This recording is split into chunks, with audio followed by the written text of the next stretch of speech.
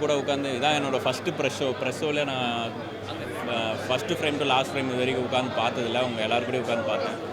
இன்ட்ரோவில் போய் நிறைய பேர் கூப்பிட்டு பர்டிகுலராக வசனத்தை பற்றியும் கவிதை மாதிரி இருக்குது, எங்களுக்கு நாஸ்டாலஜிக்காக இருந்துச்சுன்னு சொல்லும்போது எனக்கு ரொம்ப சந்தோஷம். உங்களை மாதிரி தான் நானும் தினமணியில் 2 வருஷம் ஒர்க் பண்ணியிருக்கேன். எங்கள் அப்பா 30 வருஷம் நிருபர். அதனால் எனக்கு ரொம்ப நாஸ்டாலஜிக்காக இருக்குது இப்படி வந்து படம் பார்க்குறது உங்கள் கூட சேர்ந்து. எனக்கு தெரிஞ்சு இந்த படம் உங்கள் மனசை தொட்டது ரொம்ப தேடி தேடி கிரிட்டிசிசம் பண்ணுற உங்கள் மனசை தொட்டுருக்குன்னா கண்டிப்பாக ஆடியன்ஸோட மனசையும் தொடுன்னு நினைக்கிறேன். ஒரு சின்ன படம் பெரிய நம்பிக்கையோடு எடுத்திருக்கோம். அதை கொண்டு போய் சேர்ப்பீங்க அப்படின்ற நம்பிக்கையும் இருக்குது. ரொம்ப தேங்க்ஸ். இது வரைக்கும் எனக்கு நிறையா சப்போர்ட் பண்ணியிருக்கீங்க, கூடவே இருந்திருக்கீங்க. இந்த முறையும் உங்கள் சப்போர்ட் எங்களுக்கு வேணும். Thank you so மச்ங்க.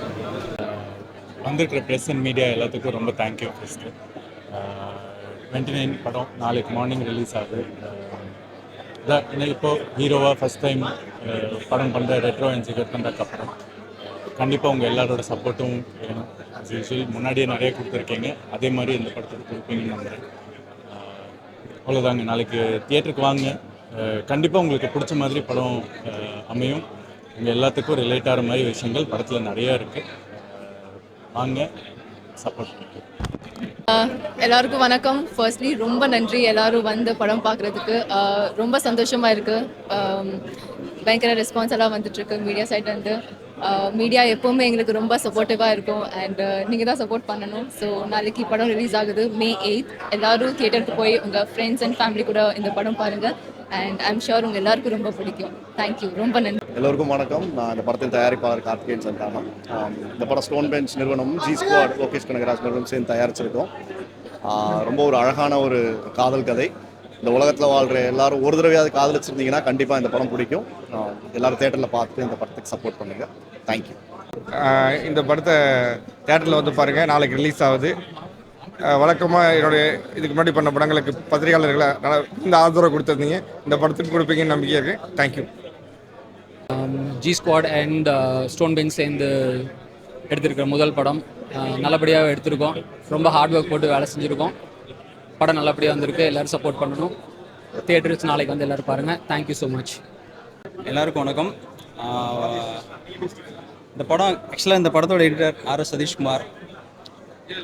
இந்த படம் உங்களுக்கு பிடிச்சிருக்குன்னு ரொம்ப நம்புகிறேன். இந்த படம் ஆக்சுவலாக வந்துட்டு எனக்கு ஒரு சேலஞ்சிங்கான படம் தான். சேலஞ்சிங் ப்ளஸ் வந்துட்டு எனக்கு ரொம்ப பிடிச்ச எமோஷ்னலான ரொம்ப கனெக்டான ஒரு படம்.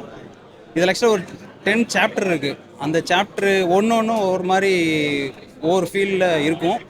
ஸோ அது உங்களுக்கு எந்த சாப்டர் என்னென்ன விஷயங்கள் உங்களுக்கு லைவாக உங்களுக்கு கனெக்ட் ஆகுன்றது படம் பார்க்கும்போது உங்களுக்கு புரியும். ஸோ இந்த படம் உங்களை யாரையும் பார்க்குறவங்களை யாரையும் ஏமாத்தாதுன்னு நான் நம்புகிறேன். எல்லோரும் எங்களுக்கு சப்போர்ட் பண்ணுங்கள். நன்றி. திருப்பி போட்டு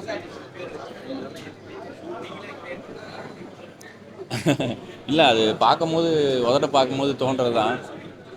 அப்புறம் கொஞ்சம் பொய்ட்டிக்காக இருக்கட்டும். நம்ம ஜென்ரலி லவ் அப்படின்னு வந்தால் முன்னாடிலாம் க்ரீட்டிங் கார்டு கல்ச்சர் இருக்கும். அப்புறம் லவ் லெட்டர் கொடுக்குற கல்ச்சர்லாம் இருந்துச்சுல்ல. இப்போ வந்து மெசேஜ், மீம், ஸ்மைலி அப்படி போயிட்டுருக்கு. அது மாதிரி ஒரு நம்மளே எழுதுவோம் சம்டைம்ஸ் க்ரீட்டிங் கார்டு. எவனோ ஒருத்தன் யாருக்கோ எழுதுனது எதுக்கு நம்ம வாங்கி கொடுக்கணும் அப்படின்னு சொல்லிட்டு நம்மளே எழுதுவோம்ல. அந்த மாதிரி யோசிக்கிறதுலேருந்து வந்தது தான் அந்த அவள் உதறுகள் திருப்பி போட்ட திருக்குறள் மாதிரி இருக்கும். மேல்வரி சிறுசாகவும் கீழ்வரி பெருசாகவும் இருக்கும். அவன் முகம் வந்து பனியில் நனைஞ்ச சிலந்தி வளம் மாதிரி இருக்கும். அதில் முகத்தில் குட்டி குட்டியாக ரெயின் ட்ராப்ஸ்ன்ற மாதிரிலாம் எழுதுங்க. ஸோ அது கொஞ்சம் பொய்ட்டிக்காக ஒரு பொண்ணை பார்க்கும்போது நம்ம எது கூட கம்பேர் பண்ணுவோம்ல, அந்த மாதிரி ஒரு தாட்லேருந்து தான் வந்துச்சு.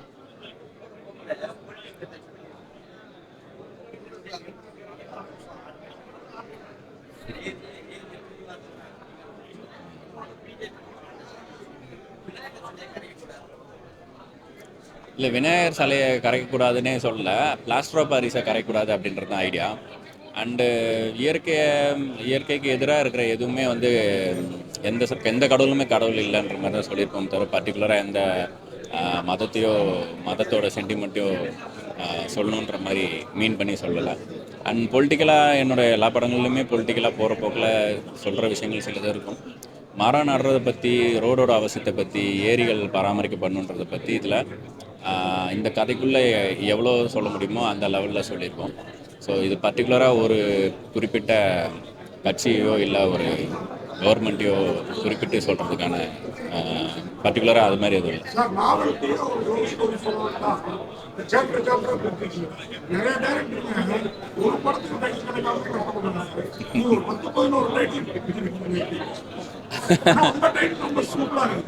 $29 இல்லை சார்.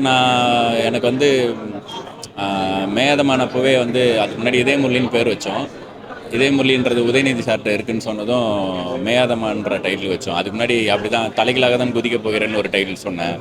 ஏன்னா மேலேருந்து குதிச்சிருவேன்றதான் ஆரம்பிப்பான். ஸோ அது மாதிரி டைட்டில் வைக்கிறது எனக்கு சுவாரஸ்யமாக பட்டுச்சு.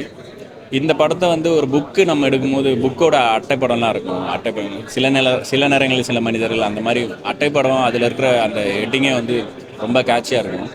எனக்கு ரொம்ப பிடிக்கும் ஒரு தலைப்பு வைக்கிறதுன்றது ஒரு விஷயத்துக்கு, கேரக்டருக்கு பேர் வைக்கிறது அந்த மாதிரி. இதில் வந்து 10 தலைப்பு வைக்கிறதுக்கு எனக்கு ஒரு வாய்ப்பு கிடச்சிது. ஸோ அதனால் ஒவ்வொன்றுத்தையும் ரசித்து தான் வச்சோம். ஆக்சுவலாக படம் ரிலீஸ் ஆனதுக்கப்புறம் 11வது சாப்டர்னு சொல்லிட்டு இன்னொரு செக்மெண்ட்டு விடுற ஐடியாவும் இருக்குது.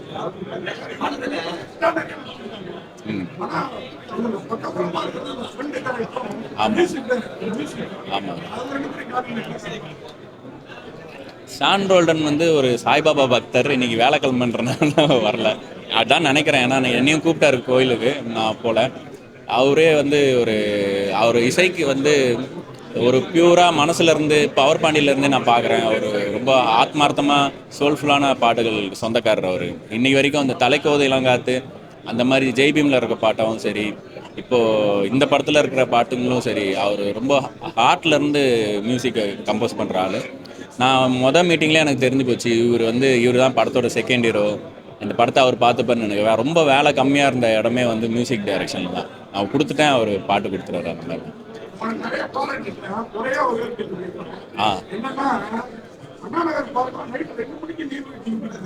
ஆமாம் சார்.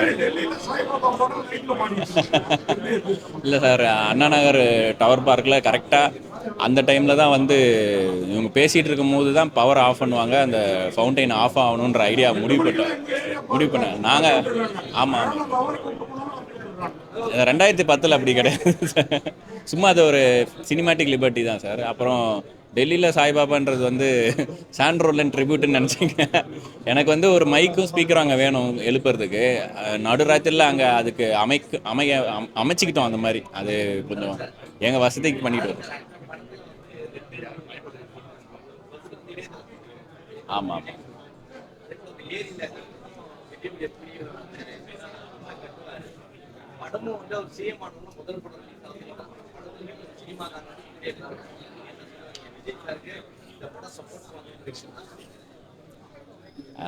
$29ன்றதுலையும் குறியீடு இருக்குது. 26 முடிஞ்சிருச்சு, அடுத்து 29. அது மட்டும் விட்டு வச்சிட்டிங்க. இல்லை அப்படி இல்லை, எனக்கு மஸ்து சாங் ரிலீஸ் பண்ணும்போதே அது ஒரு மாலையே வந்து தாவைக்கா கலரில் இருக்குன்னு சொன்னாங்க. அதில் ஒரு லைன் இருக்கும், வந்தவனும் கொஞ்சம் ஆளட்டுமே அப்படின்ட்டு. அது பாக்கியம் சங்கர் சார் எழுதிட்டு போயிட்டாரு. இதுக்கும் அதையும் என் பேரில் தான் எழுதிடுவாங்க. இப்போ நீங்கள் 2 சொல்லியிருக்கீங்க, அதையும் சேர்த்து எழுதிடுவாங்கன்னு நினைக்கிறேன். இது அமைஞ்சது தான். இதுக்கும் மேலேயுமா ஒரு சப்போர்ட் வேணும். ஆக்சுவலாக இந்த பீரியடில் இந்த படம் ரிலீஸ் ஆகுது எனக்கு சந்தோஷம் தான். ஆனால் மனசுக்குள்ளே பயமாக தான் இருக்குது. ஏன்னா ரிவ்யூ ஷோ பார்த்துட்டு வெளியே வந்து என்ன நியூஸ் கேள்விப்பட்டீங்களா அப்படின்னு நியூஸில் வர்றது தான் பேசிகிட்டு இருந்தாங்க.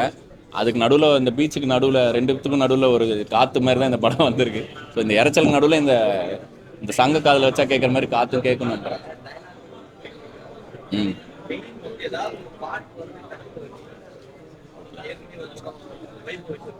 ஆமாம்.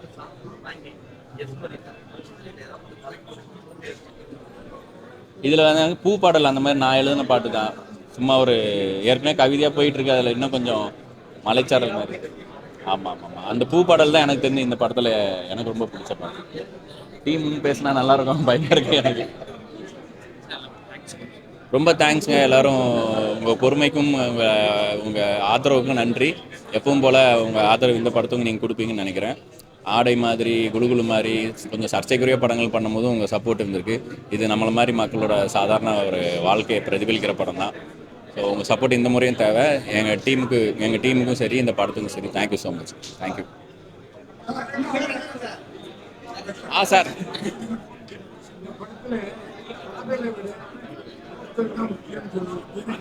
ஆமாம் இல்லை சார் இந்த இந்த இது ஒரு காதல் படம்.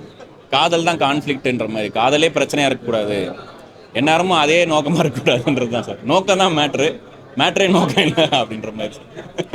உங்களுக்கு சொல்லணும். ஆமாம் சார், ஆமாம் சார். பர்பஸ் அதை தாண்டியும் வாழ்க்கை இருக்குன்றது தான் சார். ஆமாம் சார், வாழ்க்கையில் ஒரு பகுதியாக இருக்கிட்டா நல்லது.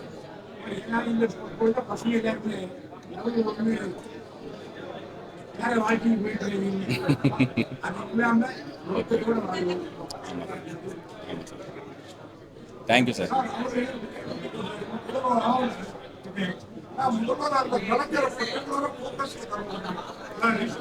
இல்லை சார், ஆத்தென்டிசிட்டிக்கு தான் சார். 2010 நடக்கிற கதை. அந்த டைமில் அந்த பீரியடில் கலைஞர் தான் முதலமைச்சராக இருந்தார்.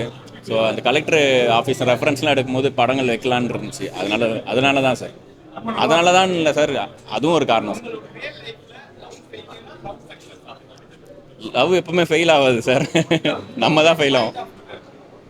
இல்லை சார், சக்ஸஸ் தான்.